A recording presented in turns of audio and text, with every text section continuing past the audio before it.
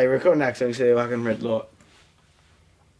You need to edit that shit out. Actually, don't keep it.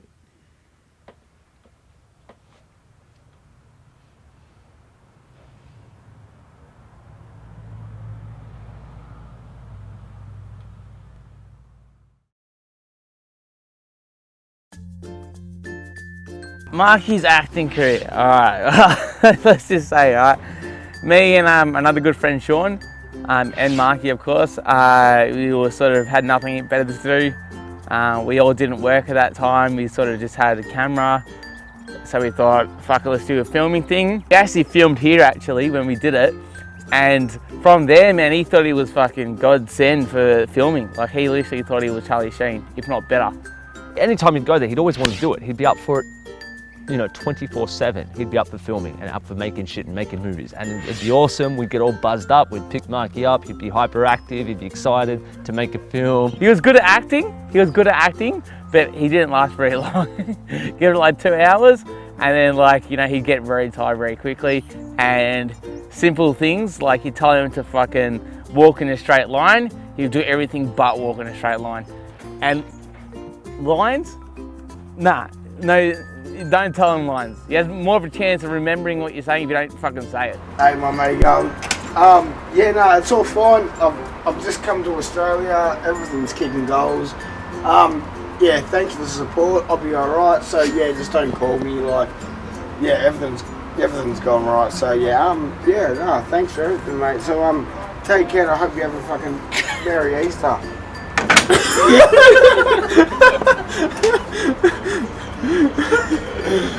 I have to go again. 2 lines, Marky. Where you headed? Where you headed? Thanks. That'd be great. Okay, we're ready. Oh, dude! The lift? What the fuck? Are you serious? What the fuck? What are you? You're like, nah, you got out and started talking to him. Sean got out and started talking to him. He said, "Guys, fucking write some lines, man. Fucking write some lines, you know, like this is unprofessional and shit," because he's fucking all professional all of a sudden. He's gonna show you.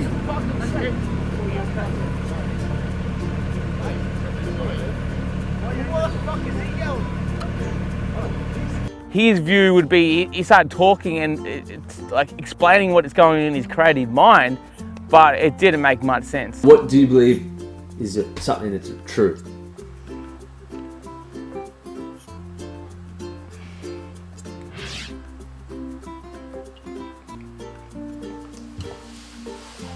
Seven seas. Huh? 7 seas. What does that mean? Travelling the 7 seas. That doesn't make any sense. It does. Haven't you ever travelling the 7 seas? Because I said I had a few drinks, I'm gonna have a drink. Hold on a second. Right, go. Oh yeah. Nah, that's shit. No, oh yeah, that was fuck. He lived in his own little world, and when you saw him, you got to go into that world, or at least look at that world, and it was funny, because that's who he wanted to be. He just wanted to humor people, and he didn't take life too seriously, so when you were around him, you got to feel that. Like, I don't care what anyone thinks of me, this is just life. But he was always like, he felt more happy by making other people happy, you know? If I knocked on the door, he's like, fucking come in, you know? If he only had, like, you know, 2 beers, he'd give me a beer and go, I'll have the other one and, you know, whatever. Dude, I'm suicidal. Serious? I just don't go telling people about it. Because, like, I don't want people feeling sorry for me or anything, you know? It's like, whatever. Life's life. Fucking just take it how it is. Well, you're suicidal even now. I mean, I know you've had it thoughts before. I didn't know you're still suicidal.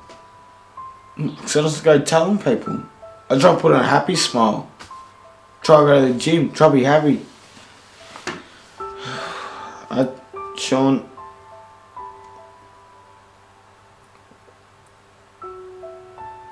I'm not happy, man.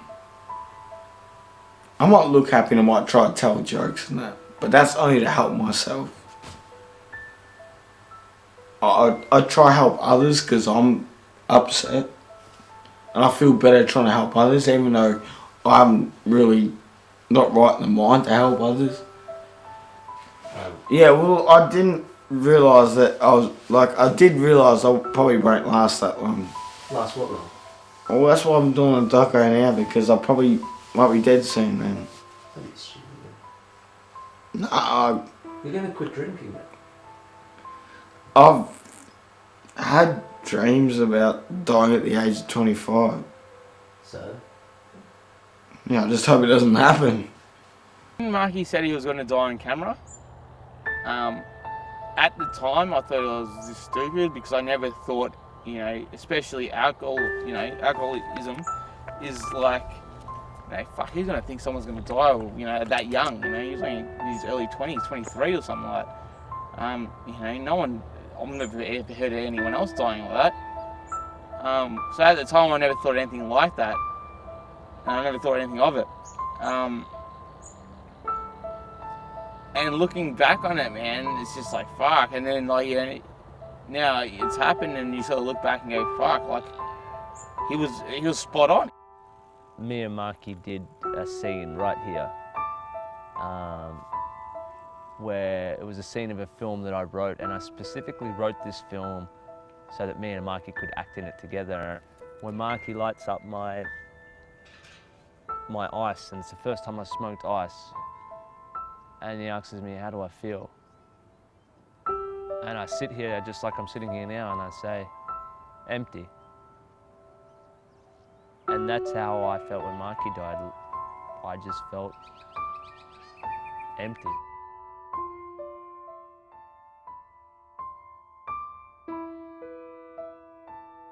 How you feel? Feel empty. Give it time, mate. Kicking soon. People think, oh yeah, I'm depressed for a fucking, get up, feel good about yourself. It's not like that, man. It's a chemical imbalance in your brain. It's a proven thing, you can't just feel good. You can put on a happy face, but man, it doesn't matter. And I like to think I'm still here because of him. I've been on the alcohol for fucking, I can't remember how long, and it just takes over and it ruins your life. And it got to the point where it obviously takes over, and you sort of like, even like I always admitted it. Like I always said, I am an alcoholic, of course. Like people say, you should cut down, you should do this, you should do that. Like it's easy to say, man, but you really got to be an alcoholic to no one. You know what I mean? That's why I want to go to AA meetings with you and actually show you what it's like. Because like even when I was going to AA meetings, it's sort of like it does scare you, but when you're an addict, and just because it's legal, you think it's like, yeah, sweet. No, you can just go to bar whenever you want, like unless it's shut or some shit. But you got cunts like me waiting at the front door to open. It is a devil of a drug because like it does feel like a devil. You're feeding the devil, you don't feel normal without it. And he had anxiety and depression, and all his anxiety and depression, big parts of that were linked to his addiction to alcohol and the fact that he couldn't quit. And he wasn't able to quit because he wasn't able to distract himself. The government didn't help him, society didn't help him, there was no one there to help him. In fact, the government told him that he wasn't allowed to work, that he wasn't fit to work. And that's not true, he was fit to work, he just needed help to quit alcohol so that he could go to work and not drink.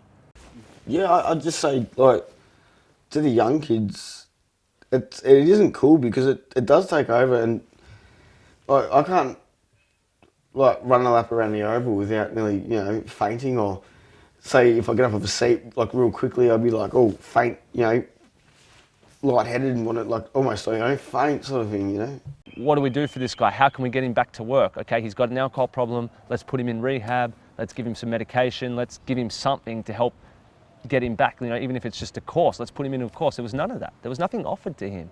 Help from society, from the government for drinking? Fuck no. He had no help whatsoever. His only help was himself. Alcoholic is like the baddest thing, like close to heroin. Because even when you gave up drinking, when you go to the pub, like just have a meal or something, you see people drinking, you get flashbacks. It's not fucking like you could just wake up and go, bang, I'm gonna fucking stop. It's an addiction. We wouldn't have the word fucking addiction if it didn't mean anything, man. There's someone who is struggling in our society with something as severe and as painful as this, and it's something that our society promotes, then we need to act and do something about that. A day was fucking, if he didn't have a drink one day, that's fucking a miracle. A week, you know, that was like, that's a whole different ball game for him. Me and Trav went there and we poured out his beers together on his front lawn, and it was nice. It was like a ceremony. I did, I poured all my beers out. And you were there, and I poured them all out. Where could he go to actually get the help, proper help, and the proper support that he needed? Nowhere. He stayed in his same environment, surrounded by the same everyday things, with no external help from professionals. And had he had that help, he would have quit. I came out with the attitude like I wasn't going to drink again, and like I was like done with it. Obviously, it's hard, but yeah, like I did come up with the attitude like I wasn't going to drink again and just prove everyone wrong. And then I can't really remember, but I remember just going back home and yeah, just that one beer just fucked it up. You know what I mean? How long did it take? What do you mean? Like, how many days did you quit for until you... I think it was like 6 days.